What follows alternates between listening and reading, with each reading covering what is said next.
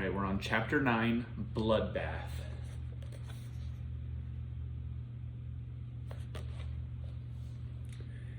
From the rear seat of Chet's Chevy Avalanche, Jesse watched the gate grind along its rusty track.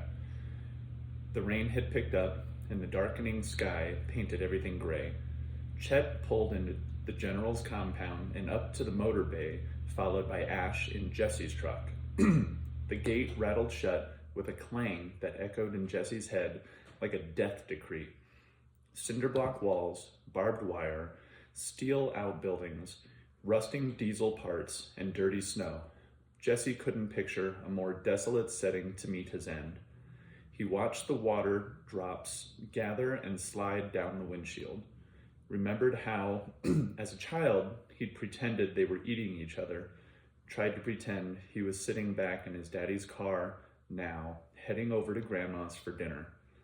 He fought to control his shaking, the fear in the pit of his stomach. The fear came not from knowledge of his impending death. He was more than ready for that. He'd lost everything. Abigail, Linda, and now the only thing he had left, his music. His left hand was utterly ruined. He would never play again. His fear came instead from knowing his death was going to be long and bad. Very, very bad. He squeezed his eyes shut. Please, God, make it quick. I don't have the strength for this. You know I don't. Chet got out, came around, and opened Jesse's door. He dug Dillard's keys out from his jacket and uncuffed Jesse from the armrest. Chet tucked the cuffs away and hauled Jesse out.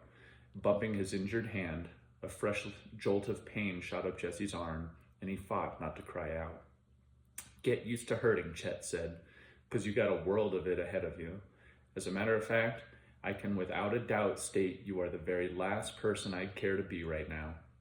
Jesse saw Chet meant it, caught genuine pity in his face.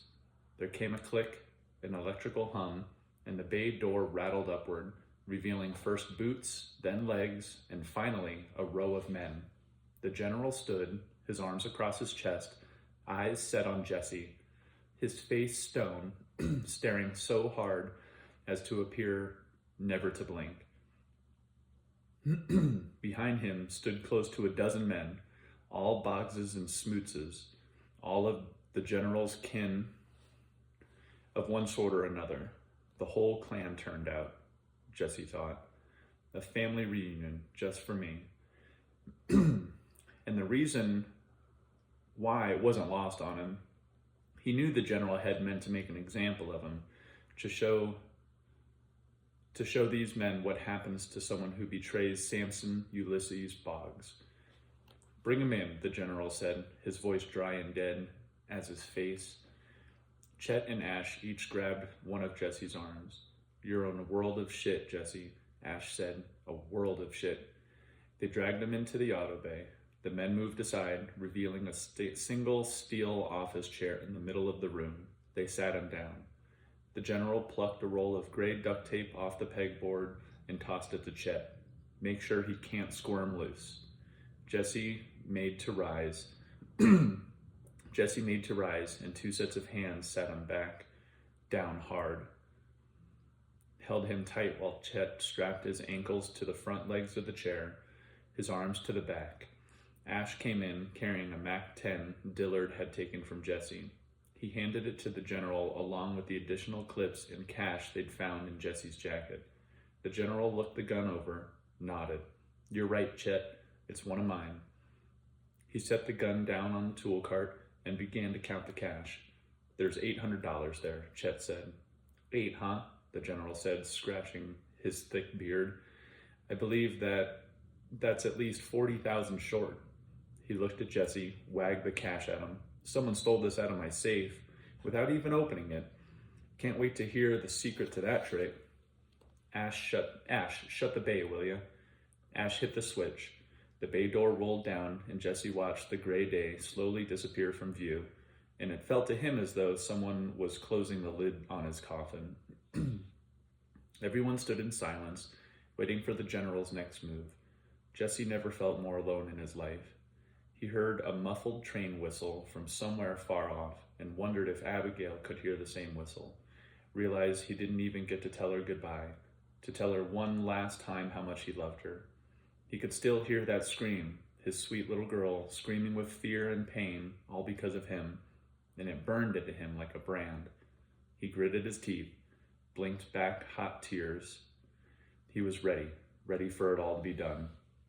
Chet rolled over a tool cart. An array of tools sat along the two shelves: saws, hammers, pliers, a hand drill, a nail gun, and even a blowtorch.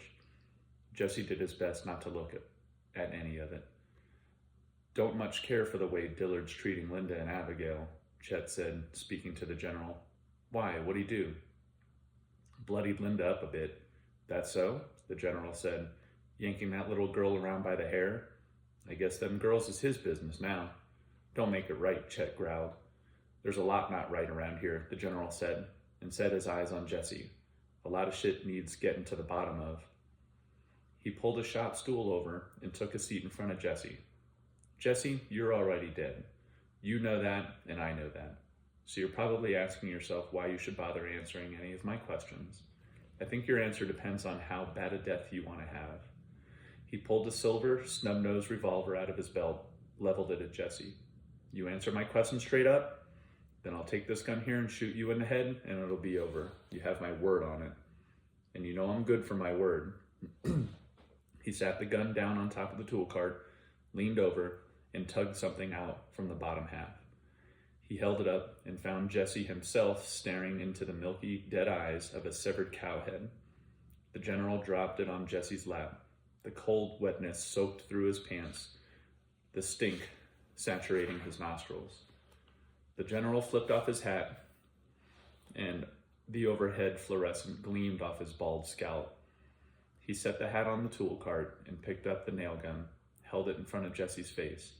"Now, on the other hand, if you give me the runaround, lie to me even just once, lie to me even once, then things are going to get real ugly real fast." The general pointed the nail gun at the floor and hit the trigger. A nail blasted out of the front and bounced off the concrete with a spark and a loud ting. The general pressed the nail gun against Jesse's kneecap. "Now, tell me, Jesse Walker, just how did that cow head come to find its way into my safe?" Jesse closed his eyes, tried to prepare himself for the pain, because he knew whatever he said would be the wrong thing, that he'd never be able to convince them of the truth, and there was no lie he could possibly come up with that would make any sense.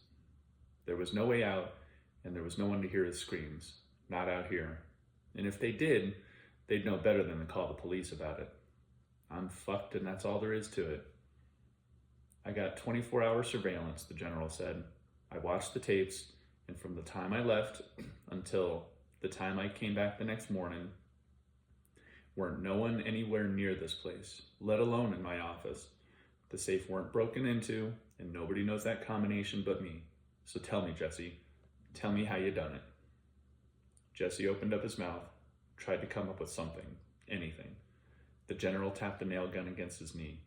"Now think real hard before you answer, because you want to get this right the first time. Trust me on that." "I used the Santa sack." The bay fell dead quiet. Chet let out a snort. "Come again?" the general said. "The sack.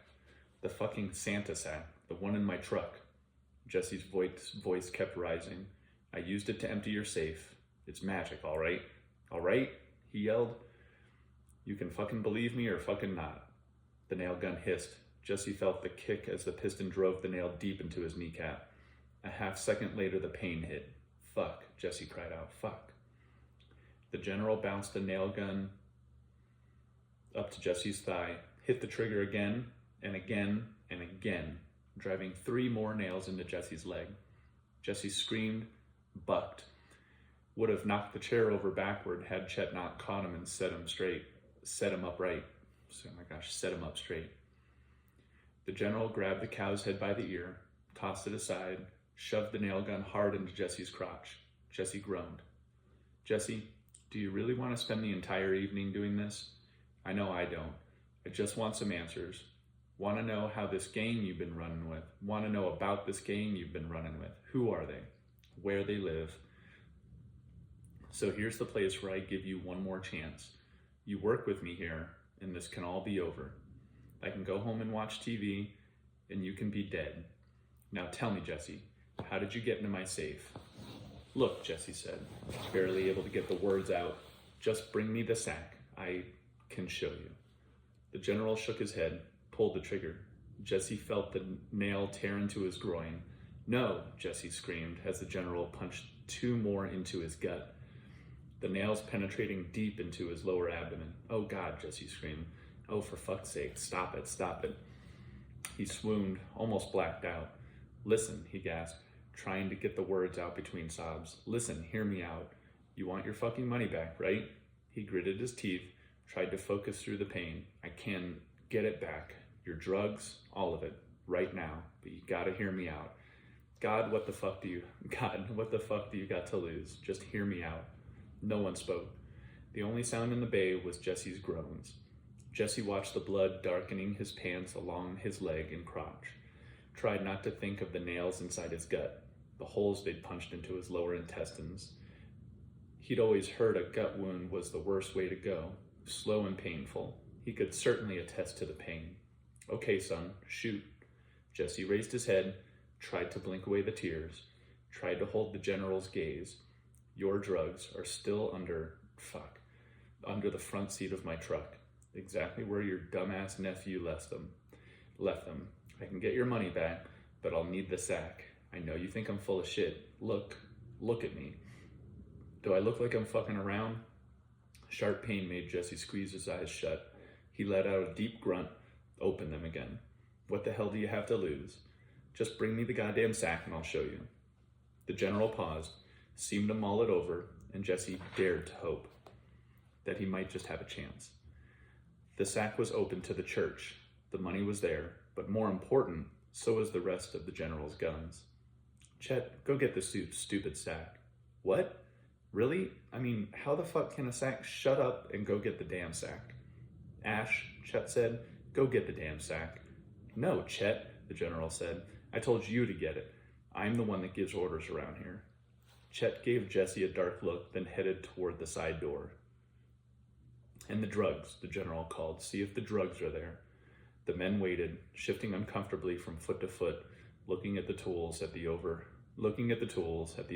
fluorescents, at the flickering Christmas lights over on the stairs, anywhere but at Jesse, as the nails protruding out of his leg and gut.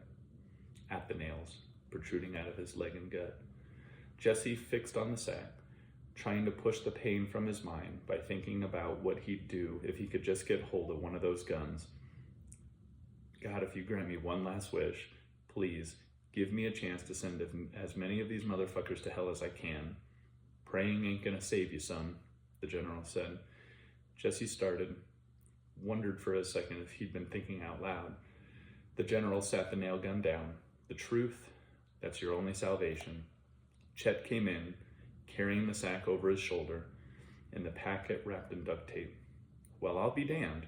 You weren't lying about the drugs. Here they are. The general's brow tightened. That don't make no sense. Why? He paused. Shane, ain't nothing making sense. Here, hand me that blasted sack. We're gonna get to the bottom of this nonsense, and right now. The general held the sack, seemed to weigh it. Not much to it. He laid it on the floor, stepped on it, watched it slowly reinflate. Tell me that ain't strange. He pulled it open. All the men stepped forward, leaning in, trying to get a look. Can't really see nothing. He pulled the mouth of the sack open as wide as he could, tried to angle it so the overhead fluorescent would illuminate the insides. Kinda smoky, huh? The general looked up and all the men nodded. Chet, here, reach in and make sure he's not hiding anything in here. Are you fucking nuts? I ain't sticking my hand in there. No telling what's in there. The smoky stuff could be some sort of poison. The general scratched his beard and looked around. There were no volunteers. Well, it's a bit creepy, I guess. He held the sack upside down and shook it. Nothing fell out. He took the sack and pushed the air out of it, folded it once, started rolling it up tighter and tighter until it was flat as a bedroll. Don't think you could hide any sort of weapon in that. Couldn't hide much of nothing. He set hard eyes on Jesse. This better not be a game. If it is, I can guarantee you'll regret it something awful. He dropped the sack on the ground in front of Jesse. Everybody watched as it slowly regained its shape. Now tell me how to make it work. Can't. Can't? No, it won't work for you. It's like a magic hat. You have to know the trick. I have to show you. The general squinted at him. You're trying to tell me you used a magic trick to steal from my safe? Yes. That's a bunch of bullshit, Chet put in. He's just trying to make us look stupid. You're telling me if I let you stick your hand in here, the general continued, you can pull out my cash? Jesse nodded. Well, the general said, that's one magic trick I wouldn't miss for the world. Cut his arms loose. Chet let out a disagreeable grunt, but slipped his knife out from its holster on his belt and slit the tape. Jesse freed his arms, cradled them to his chest, careful to avoid touching his lap or leg. Don't you try nothing, Chet said, and pressed the knife against his neck. Hell, Chet, Ash said. What's he gonna do, get blood on your shirt? Ash snickered. Christ, if you don't sound like a little girl sometimes. The men chuckled, and Chet turned red. Fuck you, Ash. Hell, if you don't sound like a little bitch when you're choking on my goddamn pecker. Both of you shut up, the general said, and Chet put the knife away before you hurt yourself. The general picked up the sack and set it beside Jesse. Okay, son, we're all waiting. Jesse tugged the sack up and balanced it on his good leg. He held it in place with his left arm, careful not to let it bump his broken fingers. The men watched his every move. He swallowed. Okay, God, time to pick your team. He closed his eyes and thought of the guns and inserted his good hand. No delay this time. The sack was still open to exactly where he'd last been. His hand hit the stack of cash. He patted over and bumped metal, one of the 45s. He opened his eyes, found everyone leaning in, trying to see what he was up to. He pushed the safety up and slipped his fingers around the grip, licked his lips, his mouth suddenly dry. He started to slide his arm out and felt Chet's hand on his shoulder, his knife against his back. I'm watching you. And this time, no one gave Chet a hard time. The mood had changed. Jesse could sense their nervousness. Shit, Jesse thought, this won't work. He almost pulled the handgun out anyway, just went for it, but stopped. No, if you do this right, you just might get out of here.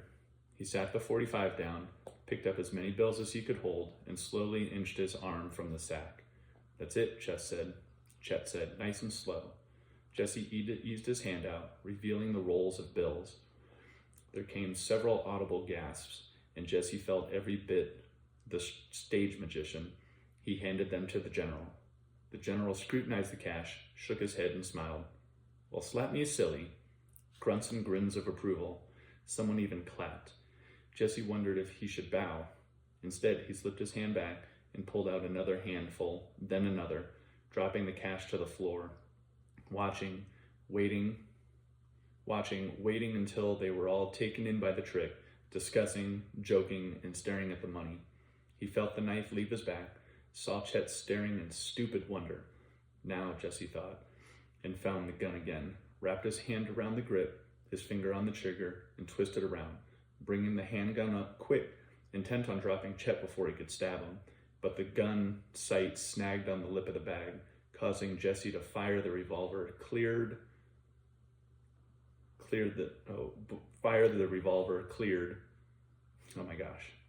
causing Jesse to fire before the revolver cleared the sack. There came two muffled reports, but the bullets didn't punch through the velvet, and Jesse understood with horrifying clarity that he wasn't firing at Chet at all, but into the church. Oh fuck, Jesse cried. As Jesse shook the gun free, Chet drove his knife into Jesse's back, shoved Jesse's chair and all forward. Oh my gosh. Oh fuck, Chet cried as Jesse shook the gun free. Chet drove his knife into Jesse's back, shoved Jesse, chair and all, forward toward the pile of money. Jesse landed face first into the cash, Chet already on top of him, stomping down on his hand before he could raise the gun. crushing the weapon in Jesse's fingers beneath his boot. The gun went off, 2 rounds hitting the concrete floor. Men scattered as sparks and ricochets bounced about the bay. Chet stomped again. Jesse heard his fingers snap. And on top of all his other pain, his brain found room to bear this fresh assault in fresh glory. Jesse screamed and lost hold of the gun. Chet kicked the weapon across the room. Jesse lay in the pile of money, his legs still strapped to the toppled chair, cradling both his broken hands to his chest. Someone was yelling, but it was hard to make out over the ringing in his ears. Chet yanked the knife out of his back and gasped, and Jesse gasped, choking as he struggled to breathe. I'm dying, Jesse thought, and found great comfort in this.